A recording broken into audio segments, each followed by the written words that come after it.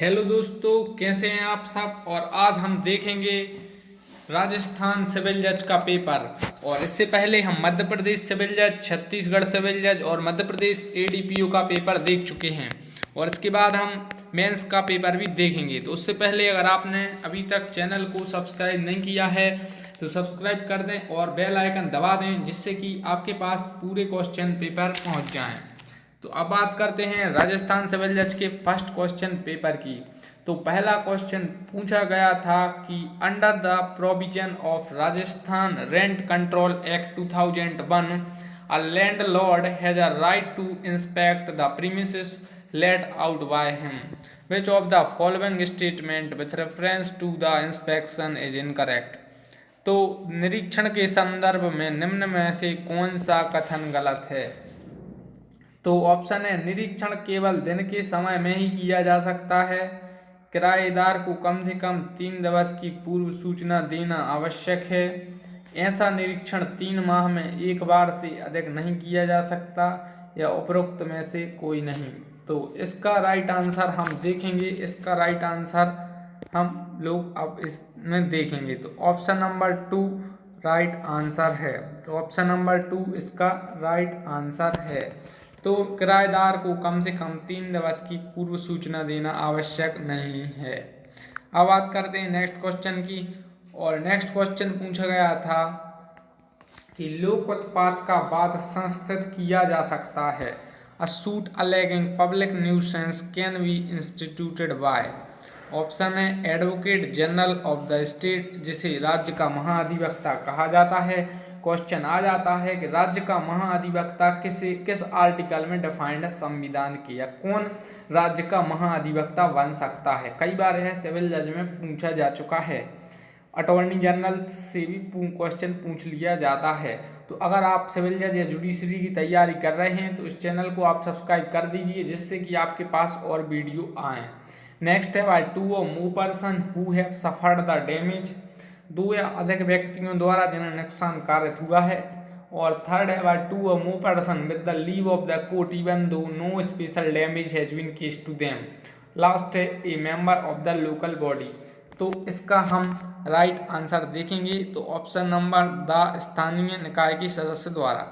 अब इसमें दिया गया है कि विच of the following combination is correct. तो सबसे पहला ऑप्शन में या तो ए और बी करेक्ट है, ए और सी करेक्ट है, या बी और डी करेक्ट है, या सी और डी करेक्ट है। तो अब इसका राइट आंसर हम लोग देखेंगे। राइट आंसर है ऑप्शन नंबर 2। तो A and C is a right answer, मतलब ऑप्शन नंबर 2 इसका राइट आंसर है। अगर आप कहीं और छत्तीसगढ़ या कहीं के भी सिविल जज के आप पेपर चाहते हैं तो आप कमेंट करिए, या आप एडीपीओ, एपीओ या लॉ क्लर्क या कोई भी आपको क्वेरी हो लॉ से रिलेटेड, या नेट के पेपर या किसी के भी, तो आप कमेंट करिए, आपके लिए जल्द उपलब्ध किए जाएंगे। नेक्स्ट क्वेश्चन स्क्रीन पर आपकी रहा कि Ashok lets a house to Bharat for 5 years। Bharat underlets the house to Kishore at a monthly rent of ₹2000। The 5 year expire, but Kishore continues in possession of the house and pays the rent to Ashok. What is the status of Kishore? तो अशोक एक मकान 5 वर्षों के लिए भरत को किराए पर दे देता है, और भरत उक्त मकान को 2000 रुपये प्रति माह पर उप किराए पर किशोर को दे देता है। 5 वर्ष व्यतीत हो जाते हैं, परंतु किशोर निरंतर उक्त मकान पर काबिज है तथा अशोक को किराया अदा करता रहता है। तो किशोर की स्थिति क्या है। तो ऑप्शन में है, tenant holding over trespasser position in unauthorised or none of the above. तो इसका राइट आंसर क्या है। ऑप्शन में मैं आपको हिंदी में बताता हूँ कि अस्थगित किराएदार, अतिक्रमी, अपराधिकृत, कब्जाधारक या उपरोक्त में से कोई नहीं। तो इसका राइट आंसर हम लोग अब देख रहे हैं। तो राइट आंसर है option number 1, tenant holding over. Option number 1 right answer है। ये आंसर की आप फिर भी चेक कर लीजिए, एक आध क्वेश्चन अगर मिस हो गया कंफ्यूजन में, वैसे पूरे आंसर सही हैं। नेक्स्ट क्वेश्चन इंपॉर्टेंट क्वेश्चन है, कई बार यह जुडिशरी लेवल एग्जामों में पूछा जा चुका है। क्वेश्चन है कि the executive power of the state is vested in. राज्य की कार्यकारी शक्ति किसमें निहित है। ऑप्शन है, chief secretary of the state. Second option है, chief minister of the state. Third है chief executive officer of the state या द गवर्नर। तो किसमें राज्य की कार्यकारी शक्ति निहित है? कई बार है ऐसा क्वेश्चन आ जाता है कि केंद्र की कार्यकारी शक्ति किसमें निहित है, तो यह ऐसा क्वेश्चन भी दे देते हैं। रिपीटेबल क्वेश्चन है, कई बार पूछा जा चुका है और यह एसएससी में भी पूछा गया था। तो इसका राइट आंसर है ऑप्शन नंबर 4 राज्यपाल, जिसे हम गवर्नर कहते हैं। तो गवर्नर में कार्यकारी शक्ति निहित होती है, जिसे हम एग्जीक्यूटिव पावर कहते हैं। अब बात करते हैं नेक्स्ट क्वेश्चन की, और नेक्स्ट क्वेश्चन है कि decree for payment of money passed against a women can not be executed. महिला के विरुद्ध पारित धन के संदाय की डिक्री निष्पादित नहीं की जा सकती है। तो ऑप्शन है यदि महिला की मृत्यु हो जाती है तो उसके विधिक प्रतिनिधियों के विरुद्ध कार्रवाई द्वारा। सेकंड ऑप्शन है उसकी संपत्ति की कुर्की तथा विक्रय द्वारा। थर्ड है एक प्रापक की नियुक्ति द्वारा। फोर्थ है उसकी गिरफ्तारी और कारागार में निरोध द्वारा। अगर आपको वीडियो क्वालिटी में कोई प्रॉब्लम हो तो आप 360p में वीडियो को देखिए और ऑडियो क्वालिटी को सेटिंग से सही कीजिए। तो अब इसका हम राइट आंसर देखेंगे। राइट आंसर है ऑप्शन नंबर 4, उसकी गिरफ्तारी और कारागार में निरोध द्वारा, by her arrest and detention in prison. तो ऑप्शन नंबर 4 राइट आंसर है। अब बात करते हैं नेक्स्ट क्वेश्चन की। नेक्स्ट क्वेश्चन है कि where a plaintiff omits to sue in respect of or intentionally relinquishes any portion of its claim, he shall not afterwards sue in respect of the portions who omitted or relinquished. The genesis of this principle lies in option है section 115 of the Indian Evidence Act 1872, civil procedure code का section 11, order second rule 2 of code of civil procedure 1908, या order number 1 rule 2 of the CPC 1908। तो इसका right answer है option number third option इसका right answer है। व्यवहार प्रक्रिया संहिता 1908 के आदेश 2 नियम 2 में।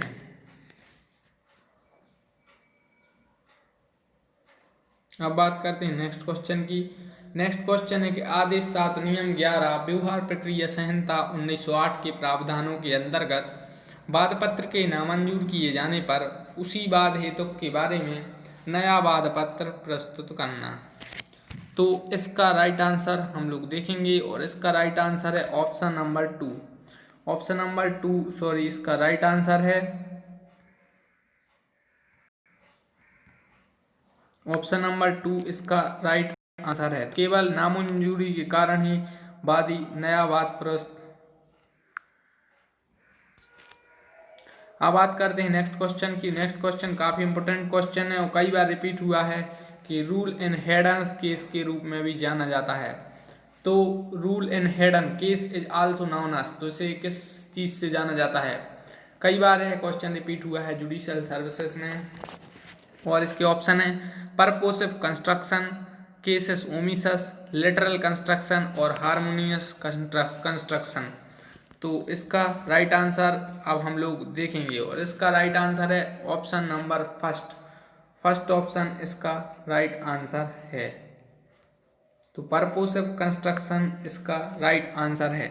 और एक बात बता दूं, प्रीवियस ईयर के पेपर से हमें आइडिया हो जाता है किस प्रकार का क्वेश्चन आगे जुडिशियल लेवल एग्जाम या सिविल जज में पूछा जाएगा। तो कई बार यूपी सिविल जज या जो छत्तीसगढ़ सिविल जज में जो क्वेश्चन आते हैं उनसे सीधा क्वेश्चन एमपी सिविल जज में पूछ लिया जाता है। तो कहीं का भी क्वेश्चन कहीं भी रिपीट हो जाते हैं और सिलेबस और प्रीवियस ईयर पेपर काफ़ी महत्वपूर्ण होते हैं। अब बात करते हैं नेक्स्ट क्वेश्चन की। नेक्स्ट क्वेश्चन है कि the Indian evidence act 1872 applies to, भारतीय साक्ष्य अधिनियम 1872 लागू होता है। तो किस चीज पर यह लागू होता है? ऑप्शन है प्रोसीडिंग बिफोर एनी आर्बिट्रेटर, मतलब मध्यस्थ के समक्ष कार्यवाहियों पर। सेकंड ऑप्शन है डिपार्टमेंटल प्रोसीडिंग, जिन्हें हम विभागीय कार्यवाही कहते हैं। थर्ड है judicial proceeding before the court, न्यायालय के समक्ष न्यायिक कार्यवाहियों पर, या उपरोक्त में से कोई नहीं। तो यह काफ़ी रिपीटेबल क्वेश्चन है, तो इसका राइट आंसर है ऑप्शन नंबर थर्ड, मतलब न्यायालयों के समक्ष न्यायिक कार्यवाहियों पर यह एक्ट एविडेंस एक्ट अप्लाई होता है। तो ऑप्शन नंबर थर्ड इसका राइट आंसर है। अब बात करते हैं नेक्स्ट क्वेश्चन की। नेक्स्ट क्वेश्चन है who amongst the following can not be appointed as advocate general. निम्न में से कौन महाधिवक्ता नियुक्त नहीं किया जा सकता है। तो इसके ऑप्शन है 66 वर्ष की आयु का एक अधिवक्ता, an advocate of 66 years of age. Option number second, एक अधिवक्ता जिसने उस राज्य में वकालत नहीं की हो, मतलब an advocate who has not practised in such a state. Option number third, an advocate having 7 years of practice at bar, एक अधिवक्ता जिसकी 7 वर्ष की वकालत हो। ऑप्शन नंबर फोर, उपरोक्त सभी। तो इसका राइट आंसर है ऑप्शन नंबर थर्ड।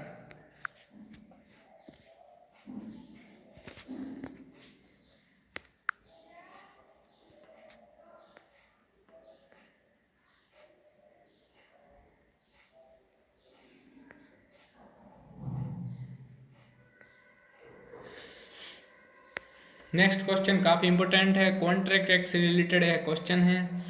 और क्वेश्चन है कि in agreement made without consideration is void irrespective of the circumstances. बिना प्रतिफल के किया गया करार हर परिस्थिति में शून्य होता है। नेक्स्ट है, ऐसा प्रत्येक करार शून्य है जो अप्राप्तव से भिन्न किसी व्यक्ति के विवाह के अवरोधार्थ है। थर्ड है, ऐसा प्रत्येक करार जिससे कोई व्यक्ति किसी प्रकार की विधिपूर्ण वृत्ति व्यापार या कारोबार करने से अवरुद्ध किया जाता है उस विस्तार तक शून्य है। या लास्ट है, विकरार जिनका अर्थ निश्चित नहीं है अथवा निश्चित किया जाना शक्य नहीं है शून्य है। तो इनकरेक्ट बताना है, तो राइट आंसर है option number 1। Option number 1 right answer है। तो बिना प्रतिफल किया गया करार हर परिस्थिति में शून्य होता है।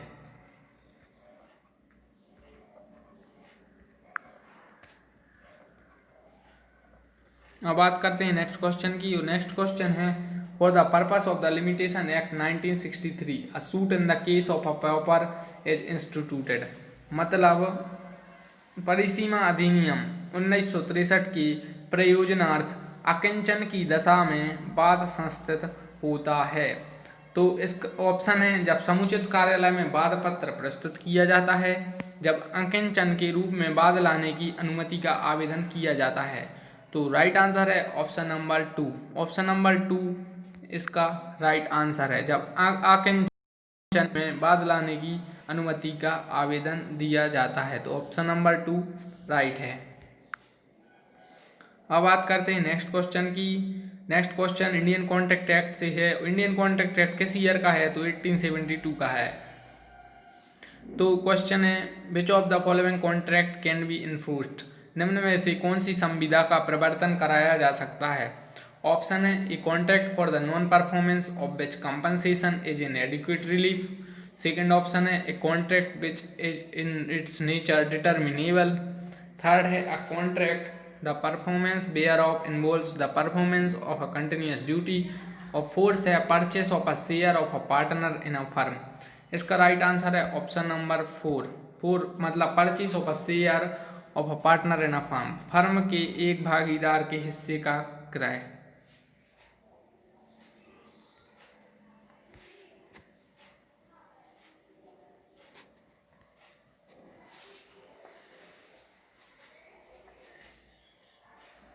अब बात करते हैं नेक्स्ट क्वेश्चन की। नेक्स्ट क्वेश्चन है कि section 43 of the transfer of property act 1882 which deals with transfer by unauthorized person who subsequently acquires interest in immovable property transferred underlines doctrine of। ऑप्शन है, actionable claim, estoppel by deed, estoppel by election या right of preemption। तो right answer है option number 2 estoppel by deed, जिसे हम black द्वारा विबंधन भी कहते हैं। तो ऑप्शन नंबर 2 इसका राइट आंसर है।